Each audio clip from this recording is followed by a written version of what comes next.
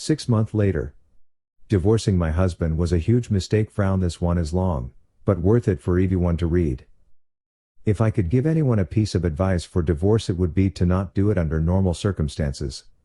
If your spouse is beating you or threatening you or your children, then of course get out and fast. In my case, there was no abuse. We were together for 8 years. That was mostly good, and we have 4 kids.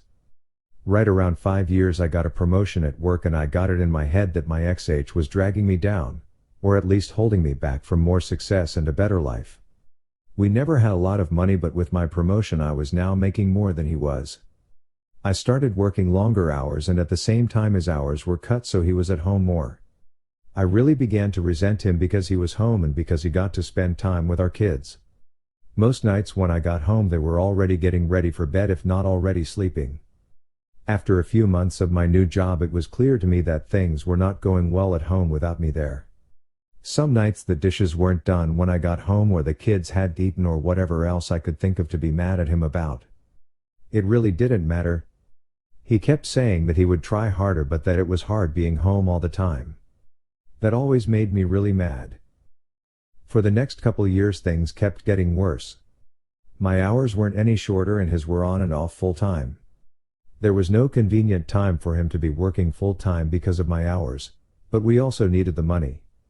Whenever he would tell me that he could get extra hours, I would always complain, and the less hours he worked, the more I complained that he wasn't bringing in enough money.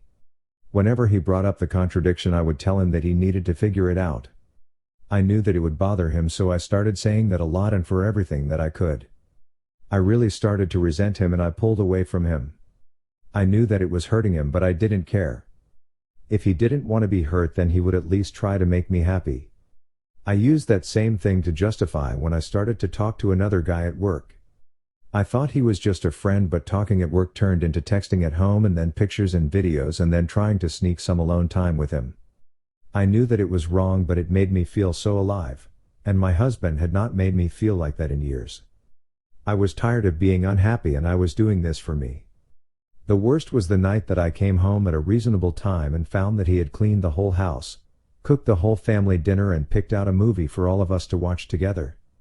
This would have made me swoon a couple years earlier, but that night I couldn't even look at him, and I pretended to be sick. I spent the rest of the night in bed while he waited on me and checked on me, and even made me different food and brought it to me in bed. It made me feel terrible, and then it made me angry that he made me feel that way, and by the end of the night I was texting with the other guy. Over the next month or two from that night, it did not matter what he did. He was wrong just for breathing most days.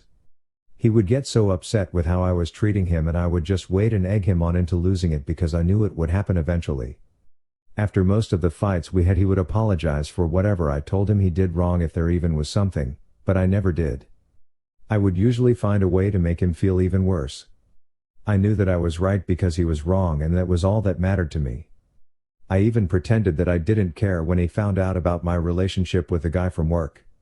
It really destroyed me inside to see him holding back tears, but I wasn't going to let him see that.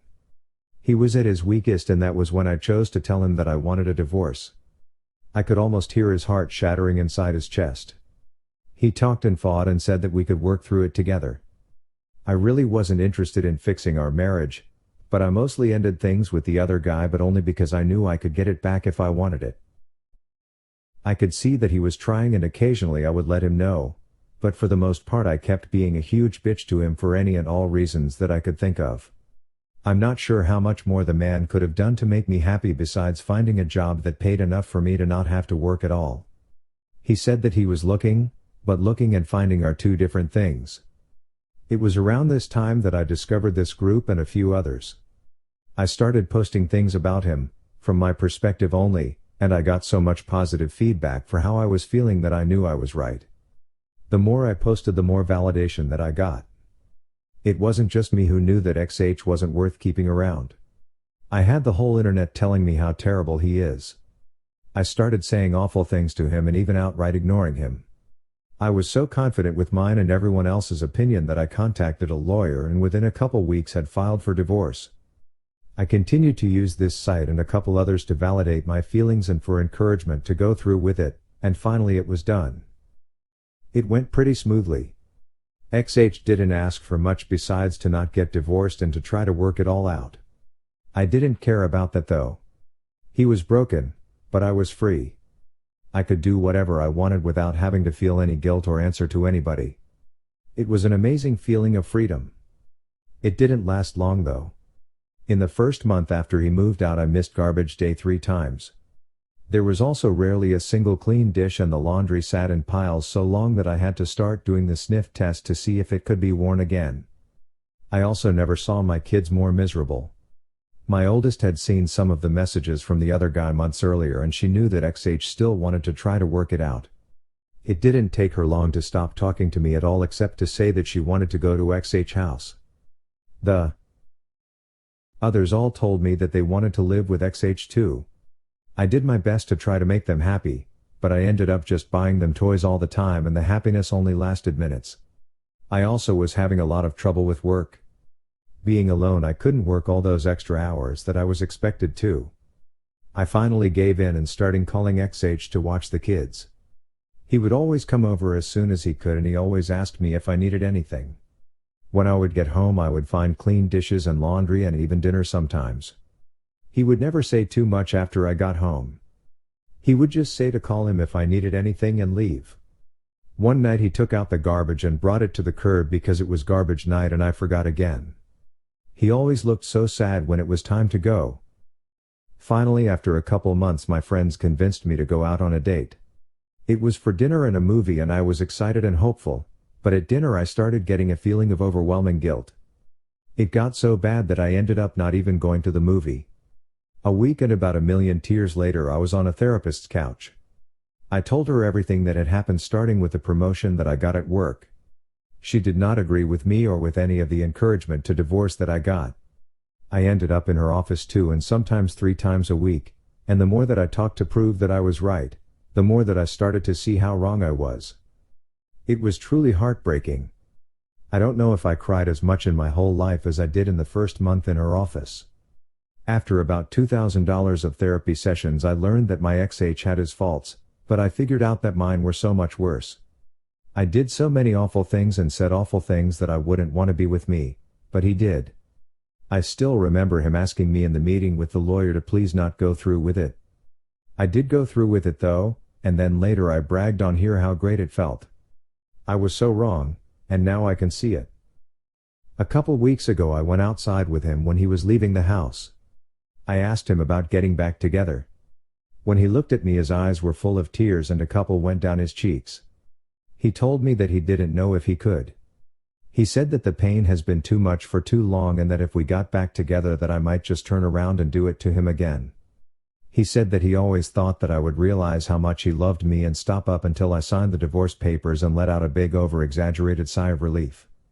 He said that hurt him more than anything else and that he doesn't know if he can ever trust me again. I don't blame him. I destroyed a man who, looking back, was a great husband. I deprived my kids of having a great father in the house with them and I took his kids away from him. And me, the one who pushed for the divorce expecting happiness and a life of freedom, spend all my free time sitting at home or sitting on a therapist's couch. Please don't just take the advice of anyone on this site or any other about getting a divorce. If your marriage is bad, look at yourself first and see if you can make changes. This is advice for men and women. Getting divorced is not fun. Being divorced is not fun. And seeing your husband broken and your children never happy because of your actions is the most painful experience that I can imagine. I wish all of you well and hope that you will give your marriages a second chance. Comments. To Op, my ex-wife could have written this post, so I feel like I may have an idea how your STBXH feels. A year after the divorce, my ex-wife came to visit the kids and begged for me to talk to her as I was NC on any topic not about the kids. She lamented her cheating, her cruelty, her constant fault-finding, but mostly she said she missed my friendship and could we please try again. Oh, how I longed to hear those words. I would have paid any price, made any promise, done anything to try again. But for the divorce. She was so happy hitting me over the head with it and how happy she was going to be without me in her life. It broke me. My heart and my soul, my self-worth were tied up in our marriage and she destroyed all of it. I couldn't possibly go back to her. I had escaped a prisoner of war camp, never to return. Dear Op, you are asking your ex-husband to return to a POW camp with only the weakest promise got the commandant won't torture and cruelly abused him this time. It is too big of a risk for him to take.